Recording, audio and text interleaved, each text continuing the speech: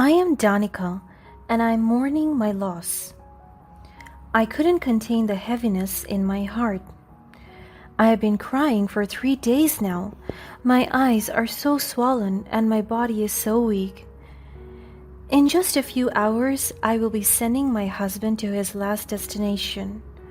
Today is his funeral, and I could not fathom that I would live to see my husband die and be buried in his grave. He died due to cancer, and I could truly say that he was a fighter. He fought so hard against the illness, and until his last breath, he told me he wants to live. But the disease took his life. It took him away from me. I was so devastated. I stood by his side for 2 years, and both of us did our best to make his condition better. But I guess all of this is meant to happen. I loved my husband and I always will. I'll never forget him. My eyes couldn't stop welling the tears. Every time I picture our happy moments together, the dates, giggles, conversations, kisses, and hugs, all of these things break my heart into a million pieces. I don't know how to live in this world without him. I am so lost. Aside from that, he left me with a company to take over, and he wasn't able to prepare me for this moment when I'll be the one taking control of the company, because who would have thought that he will leave this world earlier? On a brighter note, my husband didn't leave me empty-handed, because right before he confined himself in the hospital, he wrote his last testament and declared that all of his possessions, assets, and properties will be transferred to me. But these material things cannot suffice my longing for him. As soon as we arrived at the ceremony, my heart sank. I could not believe that I have to bury my husband today. The funeral rites, it was filled with somber mourners paying their respects. And as a grieving widow, I stood by her husband's casket, her eyes red from whining. I held its edge so tightly. I don't want to let him go. Friends and family surround me, offering words of consolation. My relatives and friends tried their best to comfort me by hugging me, even making me feel better by giving me words of encouragement as well. After the Mass, my husband was lowered to the ground, and every time it was put down, my body couldn't take it and I just cried my heart out. As soon as my husband was finally buried, everyone showed their sympathy. One of my closest friends came to me and gave me the tightest hugs.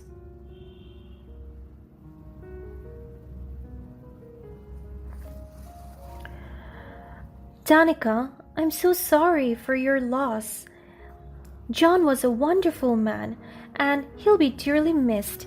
I'm so proud of you for being such a lovely and loyal wife. My tears fell harder as I heard the word wife.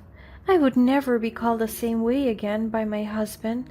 I would never hear him speak to me again. Thank you. Thank you for being here. Thank you was the only thing I could say. I am just so grateful for all the people that paid their condolences and showed up for me, especially during one of the lowest moments of my life. We are here for you, Sarah. Lean on us whenever you need. We'll get through this together. Another friend of mine approached me and gave me a tight hug as well. I nodded as my gratitude for her genuine concern was evident. Despite the tragic feeling inside my heart, the kindness and love that I have been receiving feel like a glimmer of hope amidst the darkness. My cousin Louise also showed me her sympathy. Danica, if there is anything we can do, anything at all, just let us know. We are a family and will support you no matter what. She whispered to me, "Thank you so much for being so good to me. In times of need, you are here with me." She held my hand and squeezed it gently. "Of course, we are family. I know your mother and brother cannot come today because they're in the States, but don't worry. I'm here to let you know that you are not alone." She kissed my cheeks and bid me goodbye as she left the venue. I missed my mother and brother. How I wish they are here with me today. I always wanted to be comforted by them because they are the closest to my heart and they understand me better. My brother works in New York as a computer scientist while my mother lives with him and owns a small cafe in downtown New York. They weren't able to come because my brother has a very important project from a big client. They always wanted the two of us to move to the US, but we insisted on building our family here in our country, and now I am all alone with no family close to run to. I appreciate the support they gave to me. It means a lot.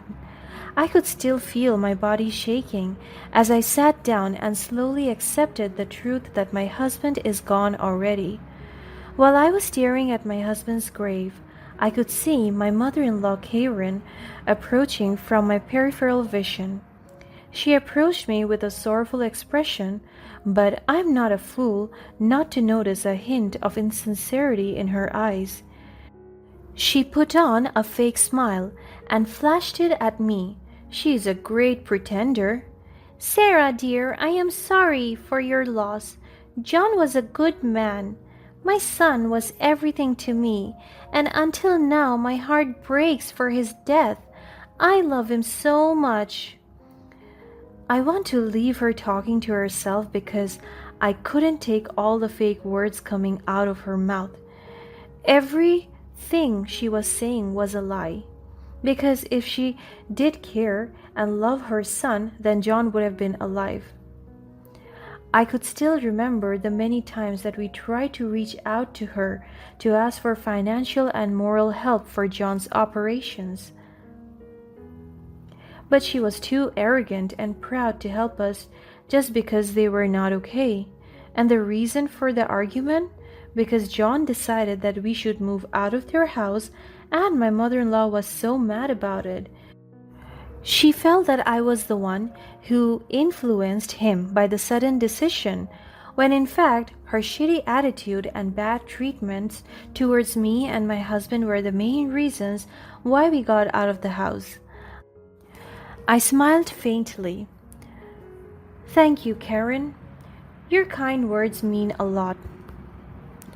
She just gave me another fake smile while her daughter, my sister-in-law Emily, joined us. And just like her mother, she wore a sympathetic facade. "Danica, we are devastated by John's passing. Is there anything we can do to help? Please don't hesitate to ask." I couldn't stand her fakeness. She is just the same as her mother. We asked for financial assistance from her, but she just ignored us. And on top of all that, I never saw the two of them mourn or even shed a tear during the entire funeral. They're so heartless. "I just have to put up with their nonsense," I noted in response. Thank you, Emily. I'll keep that in mind." After Karen and Emily walked away, I had a sudden feeling about them, an uneasy one. I have a gut feeling that they will do something bad. My suspicions were aroused by their behavior. I saw the two of them stay in the corner, whispering to each other. I was so busy entertaining the other guests, tending to their needs, all the while composing myself, containing every sudden burst of emotion. But the two of them drew my vision. That is why I decided to listen in on their conversation. I stealthily moved closer to where Karen and Emily stood, as they whispered to each other. They were so invested in their conversation that they were not able to notice me eavesdropping. "Once Danica is out of the picture, we will have access to all your money. It will be a life of luxury for us." My eyes widened as I heard what my mother-in-law said. My sister-in-law chuckled. Oh God, I can't wait. Sarah will be left with nothing, and we will enjoy every bit of her misery. We will get everything that John worked hard for because we deserve it all. He's my son and he's your brother. We have all the rights to his money and properties. Well, it's his hard-earned money anyway. That girl was just useless and dumb, a freeloader. My mother-in-law laughed and even mocked my face. So, Mom, how can we even have the money? I know she won't give it to us. I know the password of your brother's phone, and he hates depositing his money in the bag. I have access to his e-wallet. Emily smiled mischievously, as if all of their plans were going well. My heart sank as I heard their wicked plan. So, all this time they are just trying to wait for my husband's death and took advantage of everything that he worked hard for? They are evils. And what did they say? I am a freeloader? I was never dependent on my husband when it comes to money because I built myself independently. I was so mad. Anger and determination filled my heart. Now that I'm fully aware of their true intentions, I try to maintain my composure. I took a deep breath, knowing that I must confront them and seek justice when the time is right. With that, as soon as I got back to our house, I checked all of our e-wallets. I transferred all the money to our bank account because I was confident that they can't access it. On top of that, I deposited every last physical cash that I have. I have to think faster and smarter than them. I decided to sleep safe and sound that night. I have secured everything and I know that I will wake up the next morning still with our hard-earned money. The next day I woke up very early, and the very first thing I did was to check my account. My hand shakes so hard as I was having a hard time logging onto my account. What is happening? I panicked so hard when I already tried many times to log into my account, but still I cannot.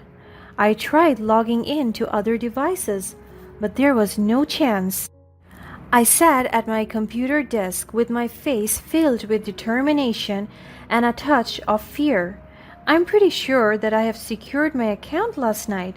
Negative thoughts have filled my head already. No, this can't be. I have been digging into our financial records, trying to make sense of the sudden disappearance of our money.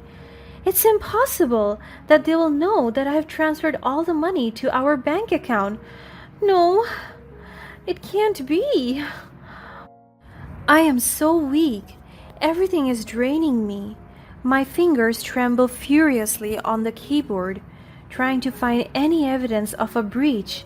Suddenly, a window pops up on my screen, displaying a message, "Access denied. You entered your old password. You can set a new one after 30 days since you changed it 4 hours ago." I place my palms flat to my face. They hacked my account?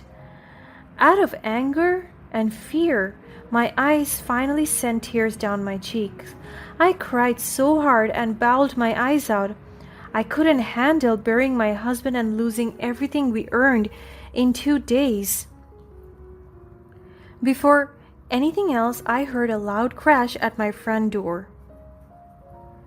I rushed there and saw my mother-in-law and sister-in-law crashing into my house.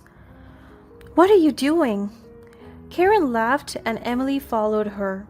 "Well, we know that you already know that we have all the money."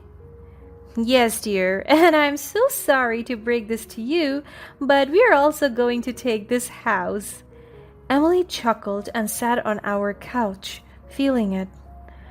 "Ah, yes, this will be mine." Karen smiled at her and searched the entire living room, marking every object her hands could lie on and claiming it as hers. "Please, why are you doing this to me? Give me back our money." "Aw, poor girl, why would we do that?" Because of you, my son is dead. I was shocked by her accusations. What is she talking about? That is complete nonsense. That is not true. I was with him through thick and thin, while the two of you were ignoring our cry for help. Can you remember those times when I knocked at your door asking for help for your son, and you just throw me away like I was nothing?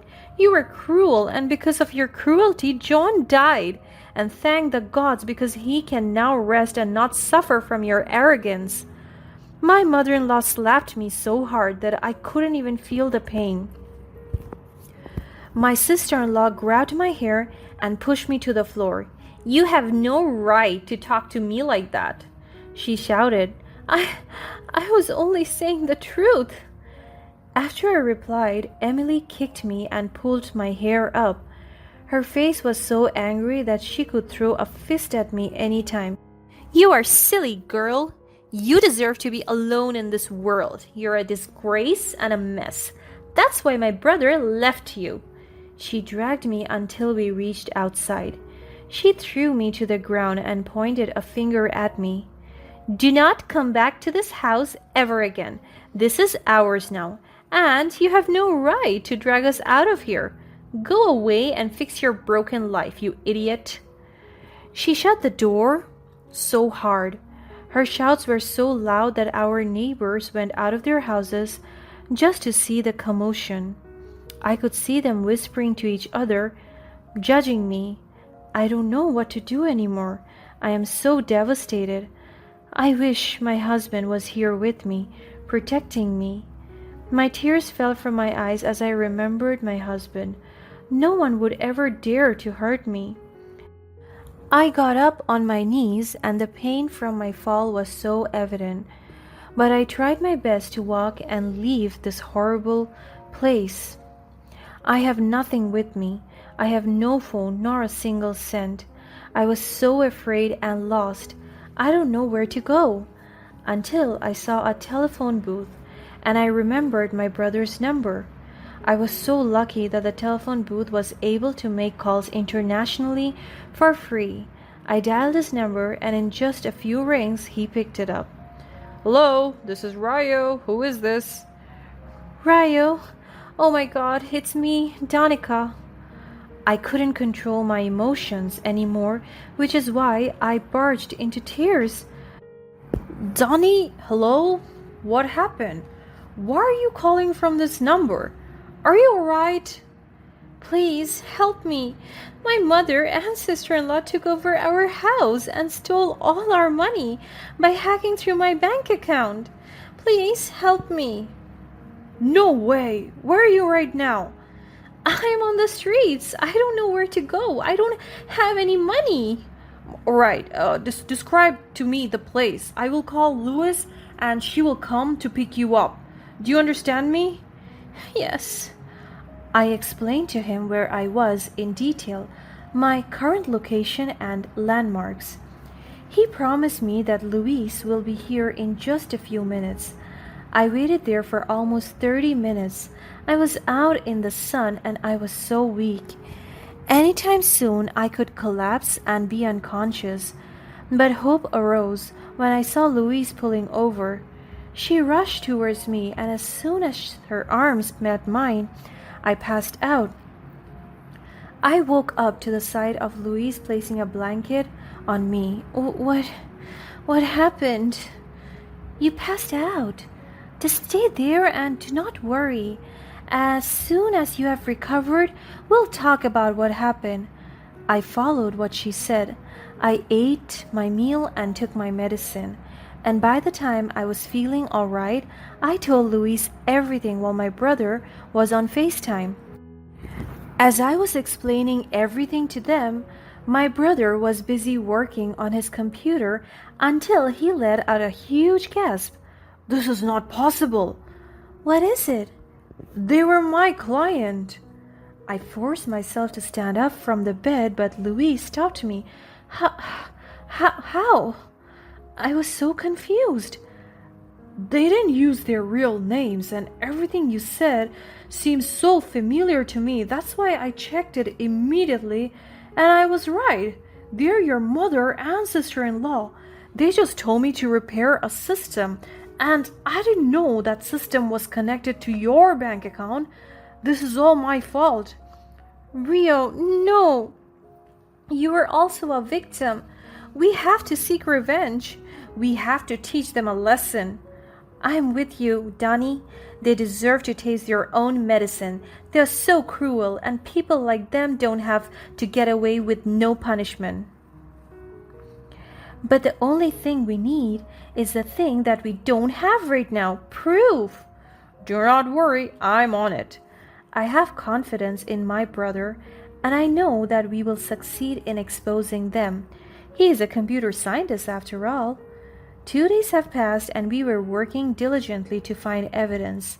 I was working with Luis while my brother works on the other side of the screen. We video call ourselves every time to keep track of our progress. My brother was sitting in front of his computer, surrounded by multiple screens displaying intricate lines of code.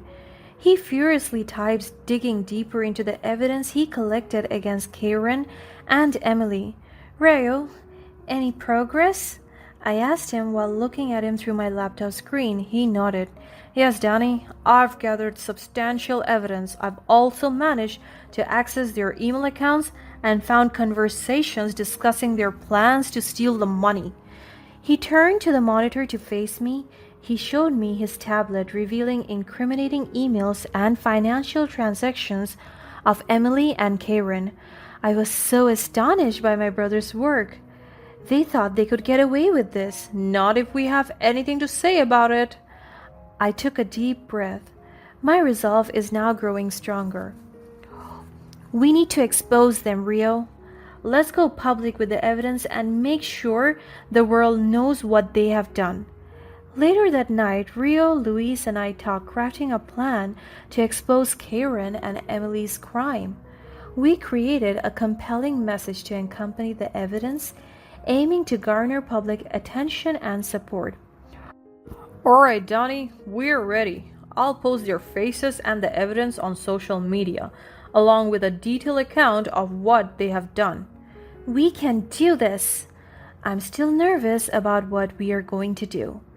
Are you sure about this, Rio? It's a big step, and it might have consequences. I'm sure, Donica. We can't let them get away with it. We need to raise awareness, bring attention to their action, and seek justice. After we laid out our concrete plan, we slept that night with ease because tomorrow is going to be a big day. The next day, Luis and I went to a coffee shop and sat at a corner table, our eyes glued to our phones. Our plan has been set in motion, and we anxiously wait for the impact. What if nobody pays attention, Luis? What if they brush it off as just another scandal? I am so nervous. Don't worry, Danny. We have enlisted the help of a few friends who have influential social media accounts.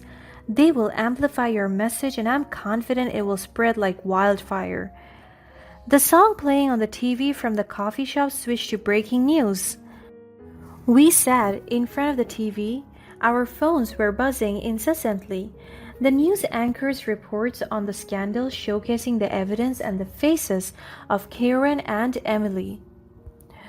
In a shocking turn of events, a widow's mother-in-law and sister-in-law have been exposed for allegedly hacking into the deceased couple's bank account. The evidence shared on social media has gone viral, prompting outrage from the public. Little did we know that everything has already been leaked online and gone viral. Luis and I exchanged glances, our eyes filled with a mix of relief and satisfaction. We did it! They can't hide anymore! I received a call from the local police station. The officer said that my mother and sister-in-law were brought into custody at the station. Everything was so fast-paced that the TV anchor called on the TV reporter who was at the police station. Karen and Emily were shown being escorted into police station, their faces filled with shock and disbelief. The media frenzy surrounding their arrest was intense. Miss Karen, how do you respond to the accusations? Do you have anything to say? Karen remained silent, her gaze fixed on the ground. Emily was overwhelmed, and by the looks of it, they were unable to comprehend the consequences of their actions. As I went home, I spoke to my brother. They're finally facing the consequences, Donnie. Thank you for your help.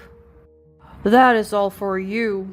And lots of people also helped us, the lawyer and police officer that arrested them. A trial will begin shortly, and I know you will do well in fighting for your rights and justice. I smiled at him, and after a few seconds, someone came near Ryo from the other side of the screen, and it was my mother. I cried so hard as soon as I saw her. Now, I'm content with my life. As much as I want my husband to be here with me, I think my independence would bring me so much room for growth